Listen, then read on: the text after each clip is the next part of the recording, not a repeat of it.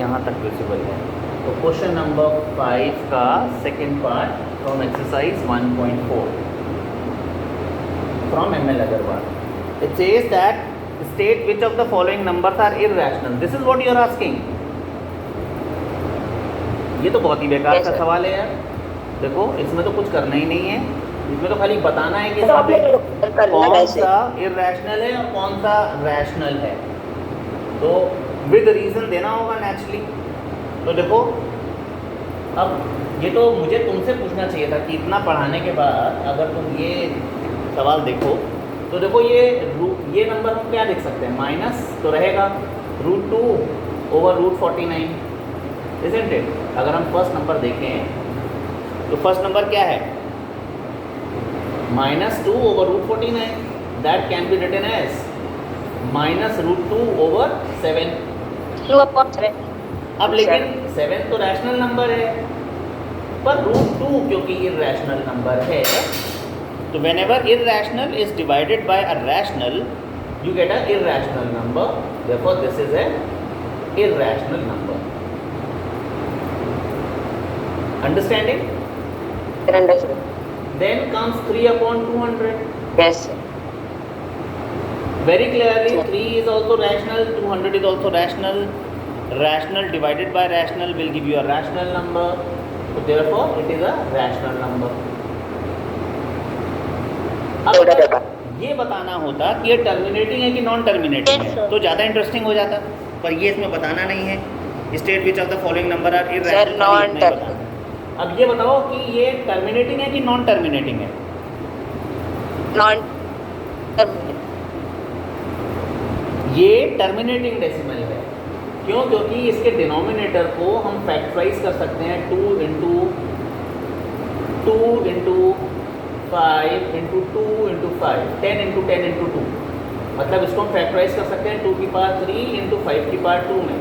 यानी कि denominator can be factorise into all the prime factors 2 and 3। तो जब भी कभी भी किसी डिनोमिनेटर को प्राइम फैक्टर्स 2 और 3 और 2 and 3 में अगर हम फैक्टराइज कर सकते हैं तब वो नंबर टर्मिनेटिंग डेसिमल हो जाता है। सो दिस इज़ मोर देवर, बताना नहीं है, ये तो हम आपकी जानकारी के लिए बता रहे हैं कि terminating, this is also terminating decimal. तो और भी क्लियर हो गया कि ये भैया इर्रेशनल तो हो ही नहीं सकता क्योंकि ये तो टर्मिनेटिंग डेसिमल है। इसलिए भी क्या ये बात समझ में आ रही है तुम्हें? हेलो क्लास, विराज। इसके बाद देखिए आपको दे रखा है √25 over √3।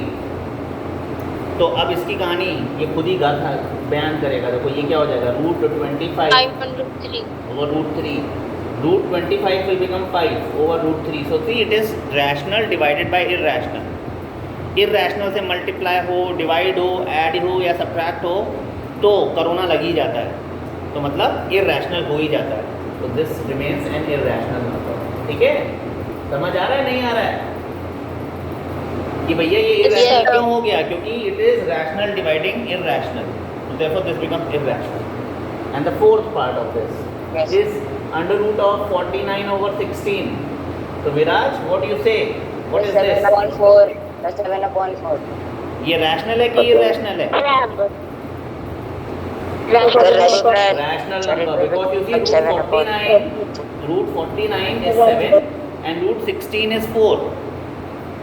It becomes 7/4. So it becomes a rational number because rational is dividing a rational number.